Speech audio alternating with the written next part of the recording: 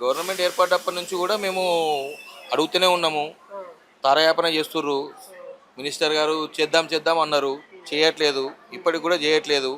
దాని గురించి అని చెప్పేసి మా నాయకులు చెప్పిన మీదకెళ్ళి సమ్మెకి వెళ్ళడమే. ఇప్పుడు ఏం హామీ ఇచ్చింది ప్రభుత్వం మీకు? ప్రభుత్వం గవర్నమెంట్లో విలీనం చేస్తామని చెప్పేసి మేనిఫెస్టోలో పెట్టింది నెంబర్ 1. ఇంకోటి ఉద్యోగ విడిపోయిన వారికి కూడా ఇప్పటిదాకా బెనిఫిట్స్ ఇవ్వలేదు. 2017 పే స్కేల్ ఒకటి చేసిర్రు, దాని బెనిఫిట్స్ రాలేదు మాకు. 21 పే స్కేల్ కావాలి, 25 పే స్కేల్ కావాలి. ఇప్పటి వరకు దాని గురించి ఎప్పుడు అడిగినా కానీ తారయాపన చేయడము.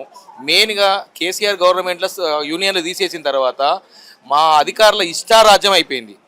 ఇష్టం వచ్చినట్టు కిలోమీటర్లు పెంచేయడము, ఎవరిని అడగడం లేదు, వర్క్ లోడ్ పెరగడము, యాక్చువల్గా 8 గంటలు చేయాల్సిన పని 10 గంటలు చేయడము. ఇవన్నీ డిమాండ్స్ ఉన్నాయి. 32 డిమాండ్లతోని సమ్మె నోటీస్ ఇవ్వడం జరిగింది. ఆ సమ్మె నోటీస్కు స్పందించకపోతే రాత్రి నుంచి రేపు ఉదయం ఫస్ట్ బస్ నుంచి సమ్మెకి వెళ్ళడం పక్కా. అంటే ఇప్పుడు యూనియన్ లేకపోవడం వల్ల మీకు చాలా ఇబ్బందిగా అయిందా? చాలా ఇబ్బంది జరుగుతుంది. యూనియన్ లేకపోవడం వల్ల 100% ఇబ్బందే. ఏ కార్మికులకి కూడా ఎనీ డిపార్ట్మెంట్లో కూడా అన్ని డిపార్ట్మెంట్లో యూనియన్లు ఉంటాయి. విత్ ఇన్ టీచర్స్ డిపార్ట్మెంట్లో కూడా యూనియన్స్ ఉన్నాయి. ఒక ఆర్టీసీని ఎందుకు ప్రత్యేకంగా చేసి యూనియన్లు ఇవ్వకపోవడం ఏంది అని చెప్పేసి మేము అడుగుతున్నాం. అంటే ప్రధాన డిమాండ్లు ఇవి మీరు చెప్పినాయి. అవునండి, 32 డిమాండ్స్ ఉన్నాయండి. అట్లా ఉన్నాయి. ఒకవేళ ప్రభుత్వం దిగొచ్చి ఈ డిమాండ్లు చేస్తే చాలా అంటే ఏ డిమాండ్లు కావాలి మీకు? మాకు ముఖ్యంగా ఆర్టీసీలో విలీనం కావాలండి. అపార్ట్మెంట్ విలీనమా ఏం లేదు, అక్కడ అంతా జరిగిపోయింది.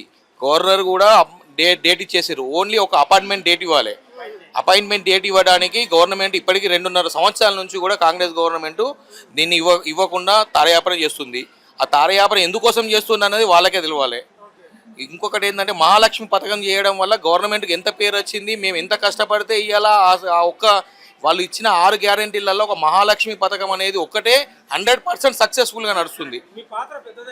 100% డ్రైవర్, కండక్టర్, మా మెకానిక్ల పాత్ర 100% ఉన్నది. మాకు వర్క్ లోడ్ అనేది బాగా అయిపోయింది. దాని గురించి అని చెప్పేసి 32 డిమాండ్లతో ఇంతకుముందు కూడా సమ్మెకి వెళ్తామన్నాము. అప్పుడు ఇరాకు యుద్ధం కారణంగా కొంచెం వెనకకు జరగండి అని చెప్పేసి పొన్నం ప్రభాకర్ గారు మినిస్టర్ గారు చెప్పడం వల్ల కొంచెం వెనక జరిగినాము. ఇప్పుడు మాత్రం ఎట్టి పరిస్థితి సమ్మెకి వెళ్ళడమే.